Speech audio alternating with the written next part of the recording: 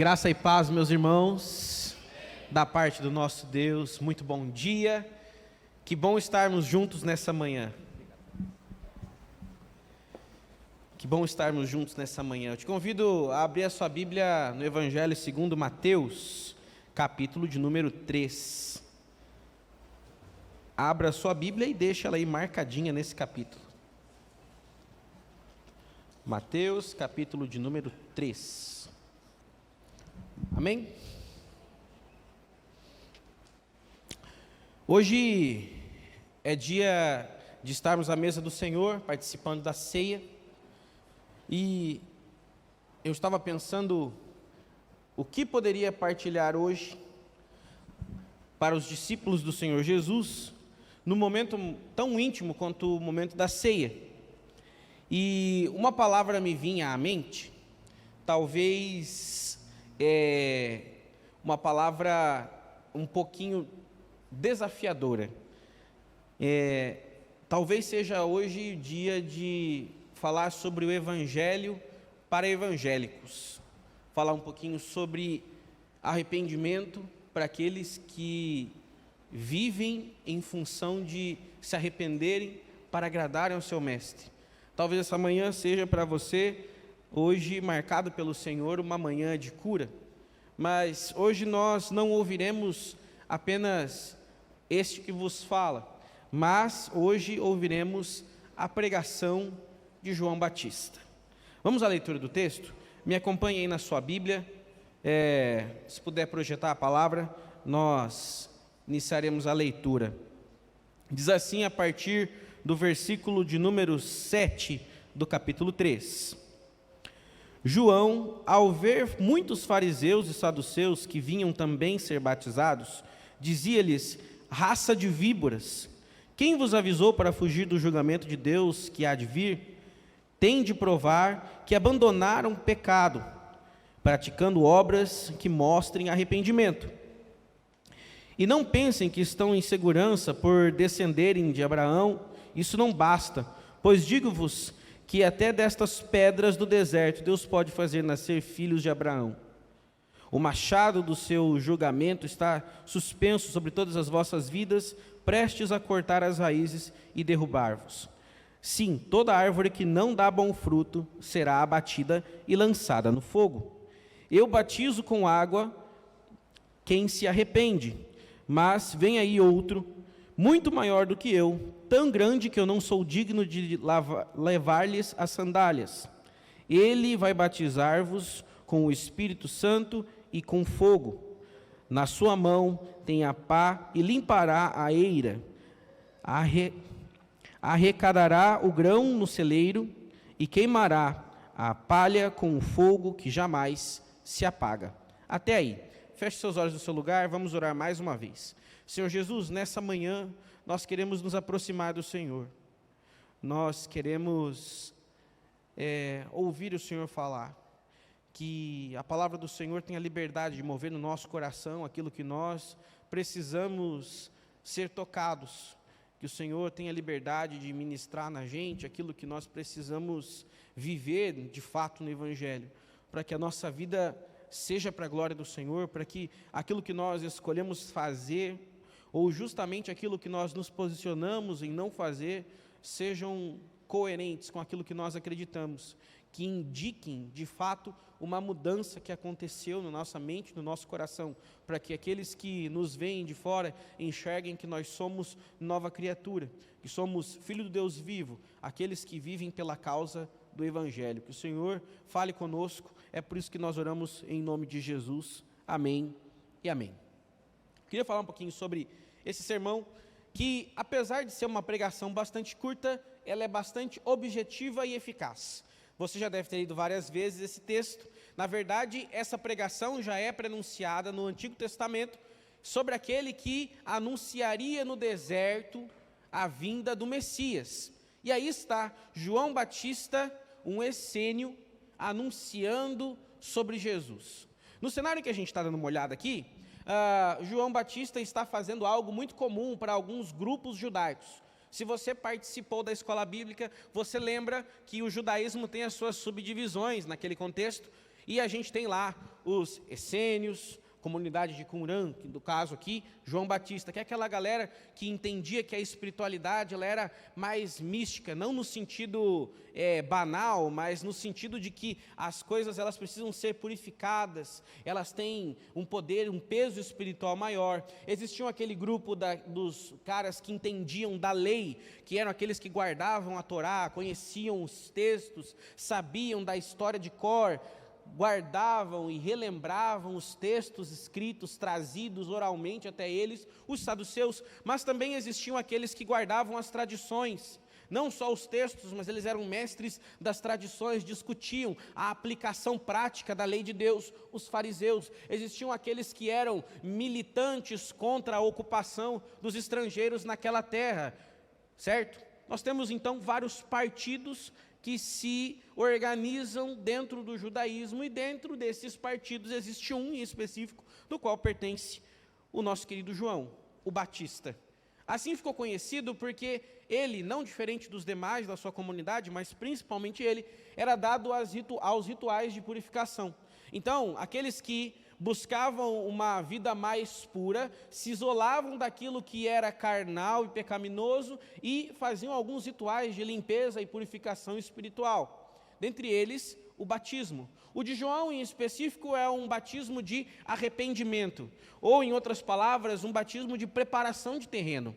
João está preparando o terreno para alguma coisa muito maior do que ele. Então, a sua pregação consiste em dizer: se arrependam, porque o arrependimento é a primeira etapa para algo muito maior que vai ser feito na vida de vocês. Aqui nós já temos algo muito importante para aprender a respeito da anunciação de João Batista. Tudo começa com o arrependimento. Talvez para muitos de nós, a caminhada de fé se resume a uma tradição familiar. Talvez você cresceu num lar cristão e viu a sua avó, os seus pais, vindo para a igreja todo fim de semana, participando das programações. Talvez você já conhece muito mais de Bíblia, talvez até do que eu. Talvez você já leu a Bíblia mais do que muitos teólogos e pastores famosos. Talvez você conhece muita coisa da Bíblia, mas para você o início é na sua casa. Para outras pessoas, talvez, a experiência que marca a entrada no Evangelho é um culto muito fervoroso. Talvez uma revelação da irmã do coque.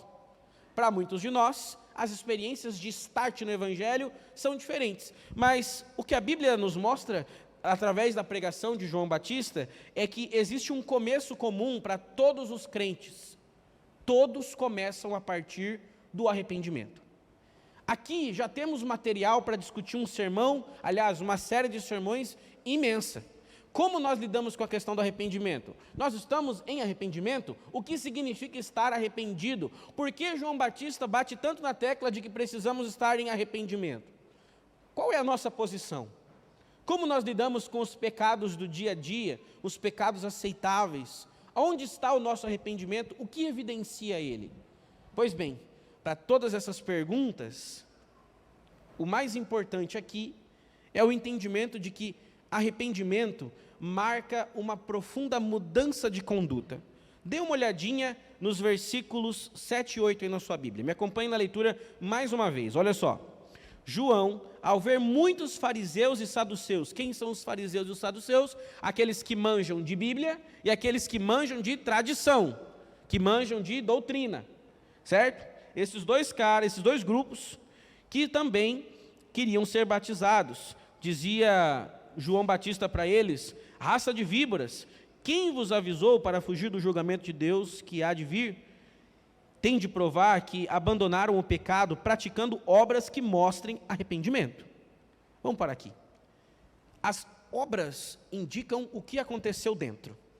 Se houve o arrependimento, consequentemente, há novas obras. Então a gente tem uma pista do que indica que nós nos arrependemos de alguma coisa que desagrada a Deus. O nosso comportamento mudou. Mas aqui, talvez para você e para mim, seja um baita de um conflito, porque existem pecados que nos acompanham por muito tempo. Então que arrependimento é esse que nós temos e o pecado permanece? Acontece que João Batista está falando sobre a nossa condição de pecadores. Aqui é um pouquinho mais profundo. Me acompanha no raciocínio. Veja bem, nós entendemos sobre as nossas práticas erradas. Nós sabemos que nós precisamos conhecer a lei de Deus, mas João Batista nos convida a uma mudança que começa a partir da prática daquilo que nós já ouvimos. Veja bem, nós podemos saber muito de Bíblia e nós podemos viver muito de Bíblia. Nós podemos saber muito de doutrinas e tradições e nós podemos viver muito de doutrinas e tradições. Mas o que realmente importa é que nós nos arrependamos daquilo que nós fazemos, que nos afasta do Senhor. E aqui começa, de fato, a nossa discussão dentro desse texto. Eu queria avançar para o primeiro tópico. Vamos à palavra do Senhor. João, então, fala sobre o falso crente. Repita comigo, o falso crente. Quem é o falso crente? É aquele que acha que é crente, mas ele não entendeu de fato o que é crer em Cristo Jesus e o que de fato é o seu arrependimento. Quantas pessoas você conhece que já se batizaram e hoje não fazem mais parte da comunidade de fé? Quantas pessoas já entregaram a vida para Jesus nos cultos, levantaram as suas mãos, mas não foram impactadas pela verdade do Evangelho? Basta abrir 2, 3 páginas de Instagram e a gente chega em algum famoso que aceitou Jesus e foi batizado recentemente. Mas qual foi o impacto disso? Muitas pessoas acreditam que elas estão incluídas no grupo daqueles que são salvos, simplesmente porque passaram pelo rito da igreja, porque levantaram a mão em um culto em que foi feito um apelo, porque passaram pelas águas do batismo, porque estão numa família de gente que é crente, mas não há um comprometimento maior com a causa e a ideia do Evangelho. Para muitas pessoas, tudo que João Batista diz é confuso. Você já conheceu alguém assim?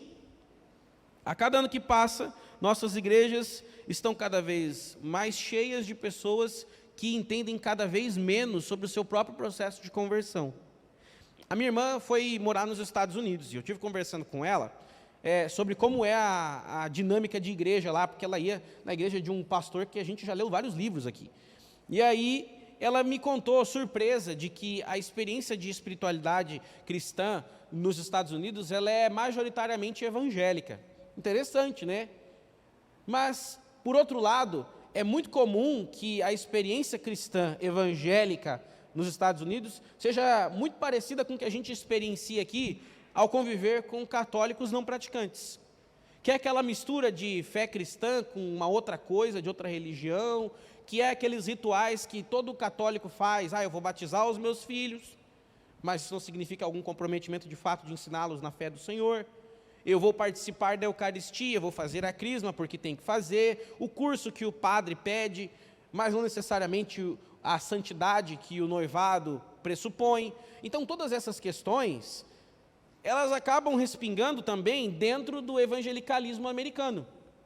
Muitas pessoas se consideram evangélicas lá, mas não têm a menor ideia do que de fato elas precisam deixar de fazer e de ser. Há uma diferença entre viver para Deus e viver na igreja, mas as pessoas não enxergam isso. Quantos de nós estamos enganados, achando que somos crentes em Cristo Jesus, mas na verdade nós estamos apenas participantes? Nós estamos evangélicos, nós estamos batistas, nós estamos da Memorial. Quantos de nós conhecemos as palavras, os pregadores, a gente até ranqueia. Lá dos pastores da igreja, os pastores melhores são esse, esse, esse. Eu gosto da palavra desse. A gente se coloca numa condição de expert em religião evangélica, mas a gente é completamente nécio, imbecil em relação ao arrependimento. Nós não entendemos que nós precisamos de fato mudar. Nós estamos iludidos, enganados. Quantos de nós estão enganados?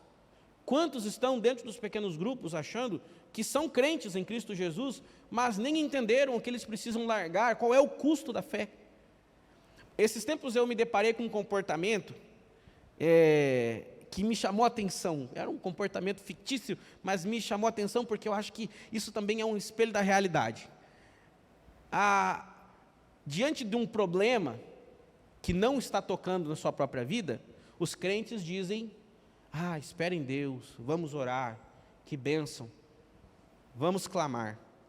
Quando é um problema que toca em sua própria vida, o desespero por tomar o controle da situação, ou até mesmo a falta de fé de que nós vivemos apesar das dores, das perdas e das dificuldades, ela vai embora.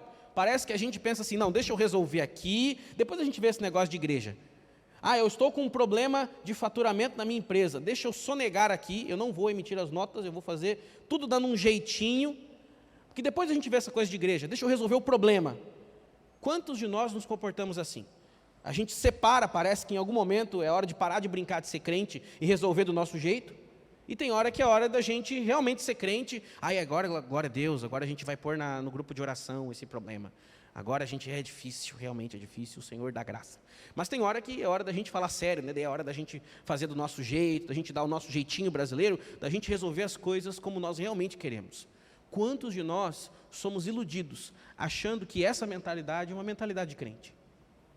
E digo mais, quantos de nós resolvemos os nossos problemas de sexualidade no casamento com pornografia, e não com o arrependimento, e não com a conversa, e não com o caminho mais doloroso? Quantos problemas nós damos soluções que nós vamos parar de brincar de crente para resolver, e quantos a gente de fato resolve como crente? Nós podemos muitas vezes nos comportar como falsos crentes. Essa é a ideia.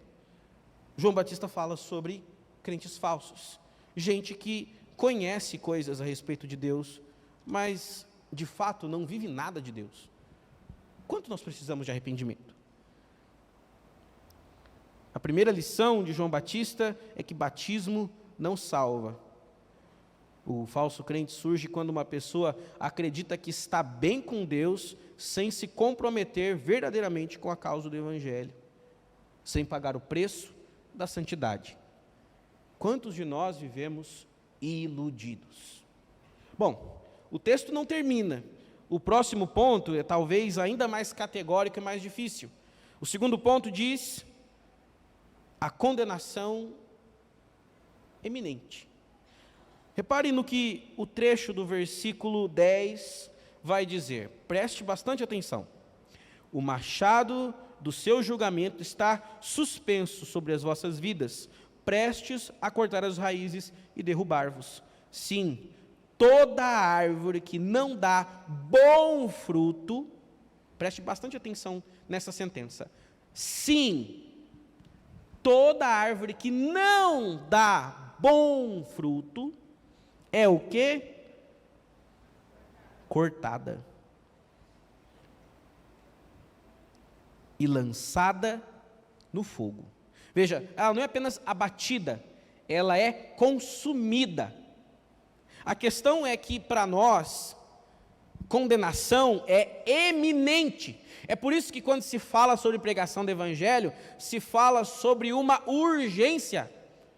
Precisamos falar de arrependimento, porque o machado está ali pairando para podar aqueles que serão condenados. Quem são os condenados? São aqueles infrutíferos, no sentido de produzir aquilo que é bom. Se a vida do falso crente não produz o que é bom, que é arrependimento, aquilo que é de bom tom, não produz glória a Deus, não há bom fruto, o machado vem. Ele vem. É eminente, ele vem. E o corte tem um objetivo, a destruição completa. Esse ponto talvez seja um dos pontos dos quais a gente menos gosta de pensar. A gente não curte muito pregações que falam sobre condenação, sobre juízo de Deus, sobre como vai funcionar a punição dos pecados a partir do momento em que a trombeta tocar. A gente nem gosta de pensar muito sobre isso, porque é desconfortável. Aí talvez aí no seu lugar você diz assim: pastor, eu acordei hoje de manhã, um domingo bonito, ensolarado desse, bom para comer uma feijoada, eu venho para a igreja esperando uma palavra de vitória, e você vem me dizer sobre condenação, e que ela é eminente, e que se eu não estou dando fruto, a faca está virada para mim. É exatamente isso que João está dizendo. É exatamente isso que João está dizendo. Eu acho que a gente como crente, a gente, de certa forma, aqui é um parênteses, tá? Por favor, não recortem isso no YouTube. A gente é meio que masoquista, porque a gente entende que nós estamos bem com Deus quando nós estamos em conflito pessoal com a gente mesmo. Quando a gente está em completo processo de arrependimento e sofrimento por aquilo que ofende a Deus. Um crente que não tem uma experiência de choro, de lamento pela sua condição, diga-se de passagem, até o fim da vida, tem alguma coisa errada. Quando nós estamos nos iludindo, a gente acha que está tudo bem, que está tudo gostoso, que está tudo confortável. Meu irmão, provavelmente você não está olhando para a área certa onde o Senhor está te mostrando a necessidade do arrependimento. De fato é isso. Talvez essa seja a parte mais complicada. Mas se você acha que essa é a parte difícil, falar sobre condenação iminente, então agora veja o terceiro ponto. E aqui eu gostaria de fazer uma exposição muito cuidadosa do texto, porque aqui a gente vai entender algo muito profundo sobre essa relação que João Batista faz sobre arrependimento e condenação.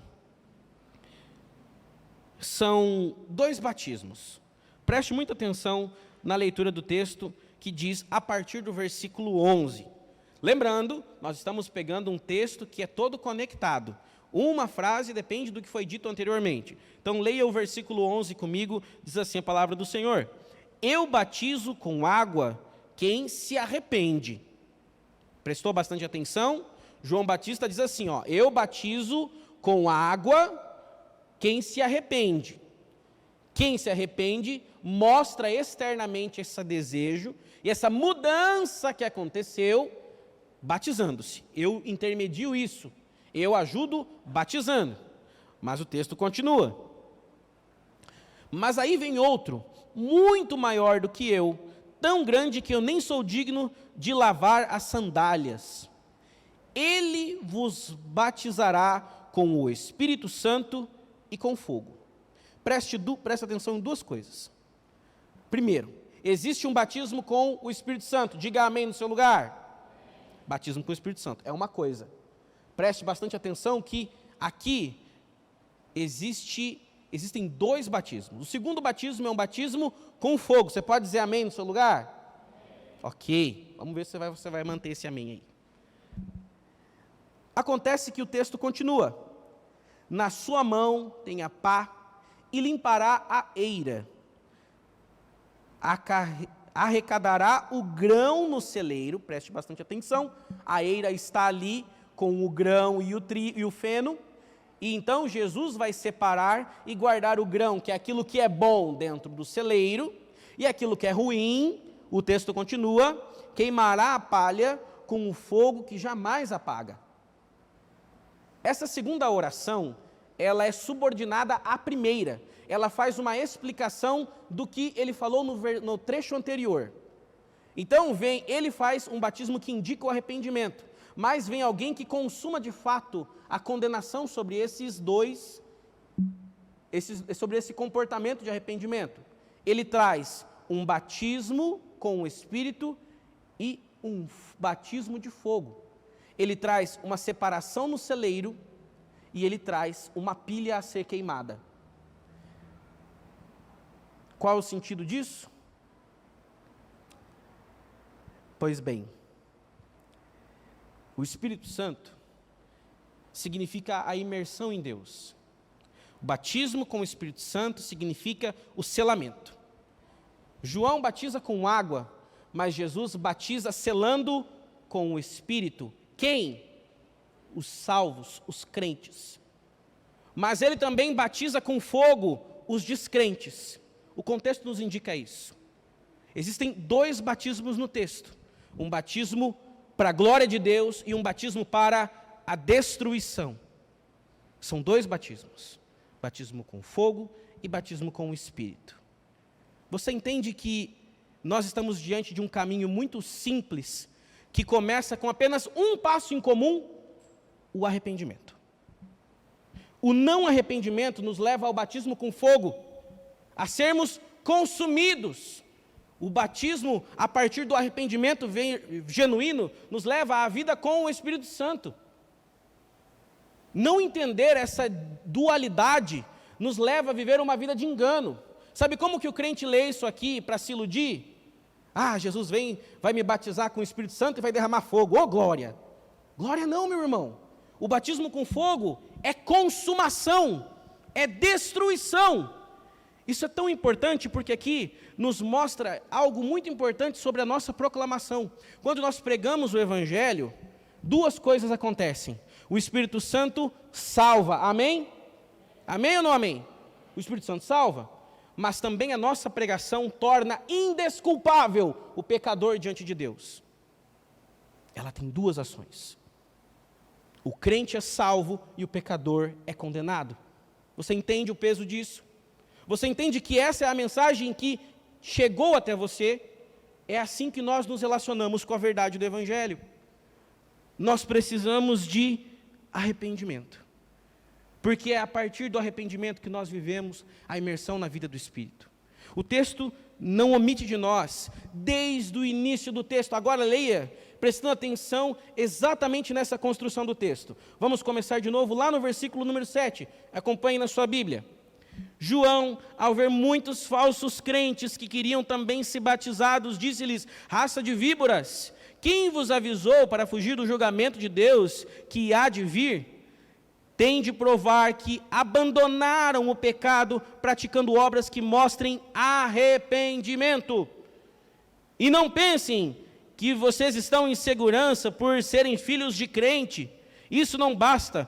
Digo-vos que até dessas cadeiras e caixas de som, Deus pode fazer nascer o filho de um crente.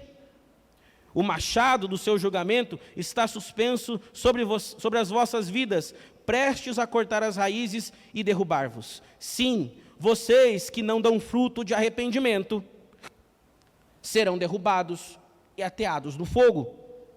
Eu sinalizo o arrependimento, mas virá aquele que consumará sobre vocês o selamento do Espírito Santo e a condenação. Se na sua mão existe uma pá que separará do meio do feno aquele que é a semente boa daquele que será destruído. Essa é a leitura do texto. A mensagem de João é dura. Essa é a pregação e a anunciação do Cristo. Prevista anteriormente, antes de João, isso já estava programado.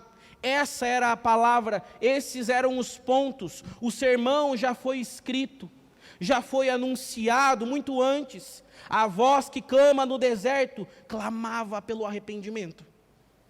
Porque esse é o caminho que nos é proposto. O que nos sobra então, a partir daí? A nossa ligação com Jesus. O que nos liga a Ele? Fé, amor, dependência, legado, obras, bênçãos, poder, autoridade. Quais dessas coisas que eu citei, entre outras muitas tantas, é o que te mantém envolvido dentro de uma igreja, participante de um pequeno grupo, fazendo as suas orações, o seu jejum, as suas campanhas, lendo a sua Bíblia, vivendo o evangelicalismo? Quais são as coisas que nos motivam? Fé, amor, dependência, conforto, legado, obras, bênçãos, poder, autoridade. Cada motivador para a nossa jornada de fé pode ser um espantalho para o que realmente nós somos. Ou fariseus iludidos, ou pecadores regenerados. São esses os dois caminhos. O que nos liga a Jesus? Essa é a grande reflexão que João nos convida a fazer. Hoje é culto de ceia. O culto de ceia é um culto onde nós, discípulos do Senhor Jesus, temos a oportunidade de nos assentar junto com outros discípulos, outros pecadores arrependidos, outros caídos que foram regenerados pela graça do Senhor. E aqui nós aquecemos as nossas experiências de fé, nos assentamos à mesa, servimos uns aos outros com uma finalidade, com humildade, lembrar do sacrifício que fez com que nós não fôssemos ateados ao fogo, que nós não fôssemos consumidos por ele. Por isso nós nos assentamos à mesa.